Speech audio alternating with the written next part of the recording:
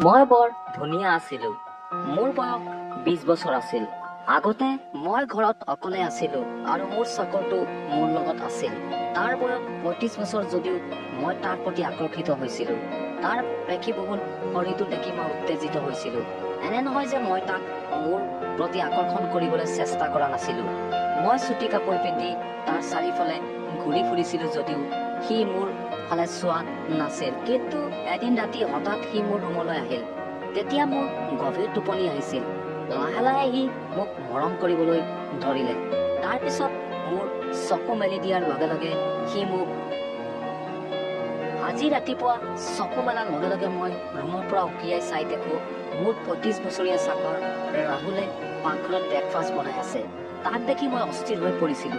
সি এজন সাধাৰণ মানুহ আছিল যিয়ে নিজৰ কামবোৰ অতি গুৰুত্ব সহকাৰে কৰিছিল আৰু কাম শেষ কৰি সি নিজৰ কোৱাৰ্টাৰলৈ গৈছিল। যদিও মোৰ হৃদয়খন এই মানুহজনৰ প্ৰতি আকৰ্ষিত হৈ আহিছিল। এগৰাকী 20 বছৰীয়া ধুনীয়া আধুনিক ছোৱালী এই ঘৰটোত তাৰ লগত অকলে বাস কৰিছিলো। মই অতি আধুনিক আৰু উন্মোচনকাৰী কাপোৰ পিন্ধিছিলো। এই মানুহজনৰ ঠাইত যদি আন কোনোবা থাকিলহেঁতেন তেন্তে এতিয়ালৈকে সি হয়তো মোক দেখি তাৰ হিতাহিত জ্ঞান হেৰুৱাই পেলোৱাহেঁতেন। কিন্তু চাকৰজনে মোৰ ফালে চোৱাও নাছিল আৰু এইটোৱে মোক অস্থিৰ কৰি তুলিছিল। সেই সময়ত মই চুটি কাপোৰ পিন্ধি আছিলো। মই কাপোৰ সলাবলৈ চেষ্টা নকৰি একে কাপোৰ পিন্ধি পাকঘৰ পালোগৈ। মই যিমানে তাক মোৰ প্ৰতি আকৰ্ষণ কৰিবলৈ চেষ্টা কৰো কিয় সি মোৰ প্ৰতি গুৰুত্ব দিয়া নাছিল। এই ডাঙৰ ঘৰখনত মোৰ আৰু তাৰ বাহিৰে আন কোনো নাছিল।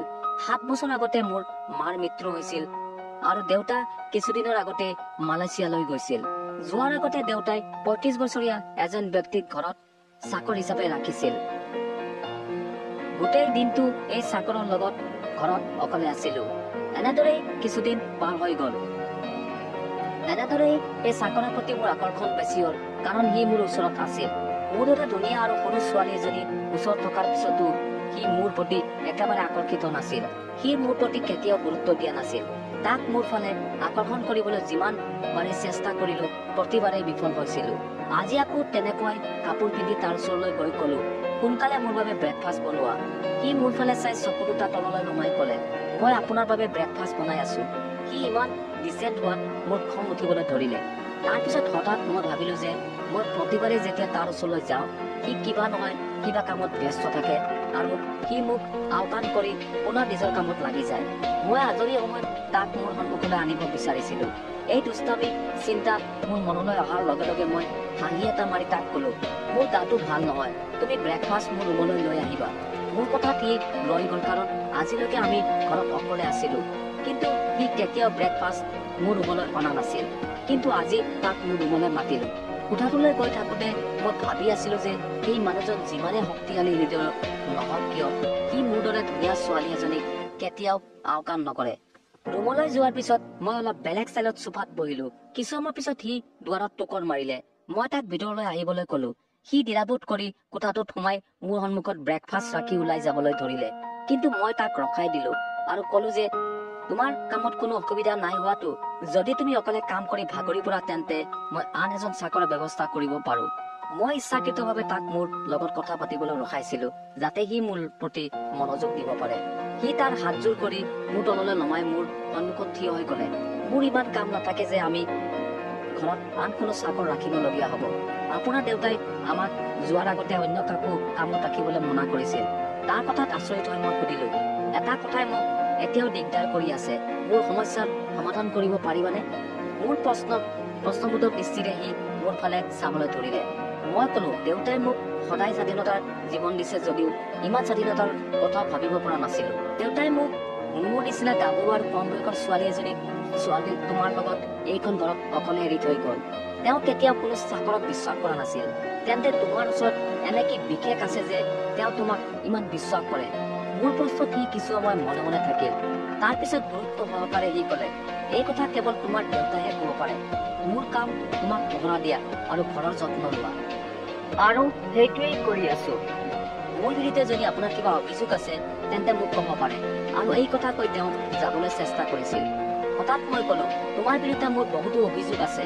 মোৰ কথাত সি অলপ বিচলিত হৈ পৰিল। তাৰ বয়সৰ কথা বিবেচনা নকৰাকৈ মই সদায় তাৰ ওপৰত আধিপত্য বিস্তাৰ কৰি কথা কৈছিলো। সেইবাবে মোৰ কথাত সি বিচলিত হৈছিল।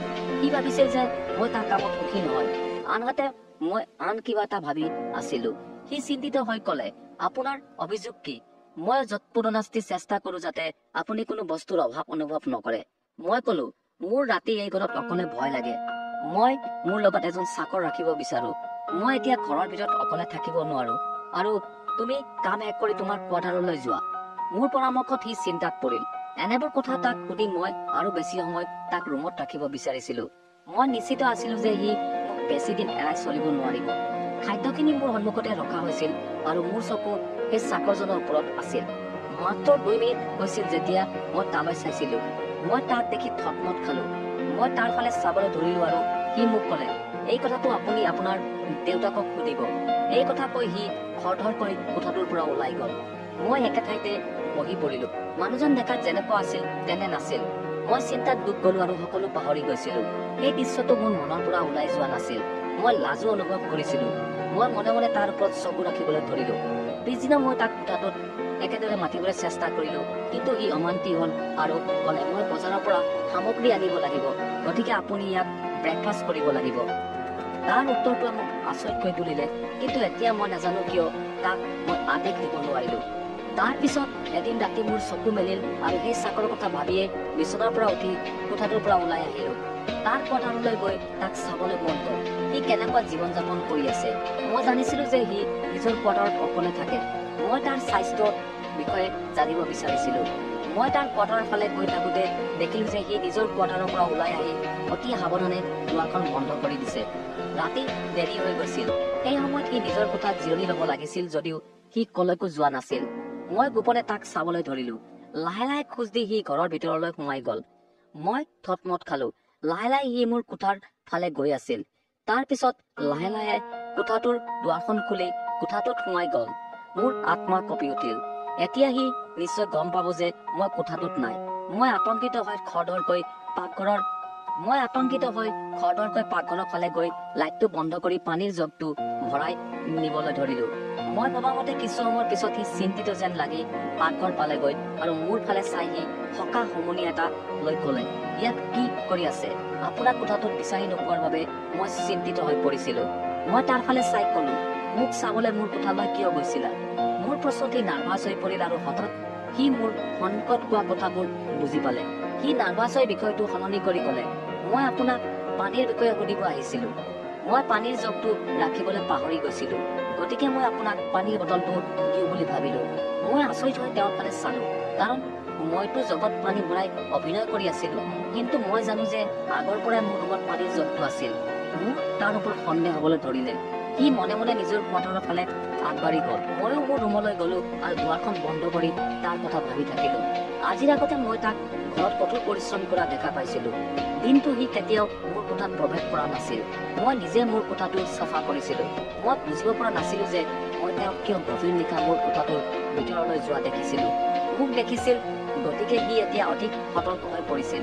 পিছদিনা সি মোক স্পষ্টকৈ কলে যে সি আৰু কেতিয়াও মোৰ কোঠালৈ নাহে। কিন্তু মই জানিছিলো যে সি ৰাতি মোৰ কোঠালৈ মনে মনে আহিছিল। মোৰ দুৱাৰত লকটো ভাঙি গৈছিল। মই এতিয়াহে তাৰ আচল ৰূপটো দেখা পাইছিলো। সদায় ইমান মান্য দেখা সেই ভদ্ৰলোকজনে ৰাতি কি কৰিছিল, এই কথা মই বুজিলো। মই মনতে তাক লৈ হাঁহিব ধৰিলো।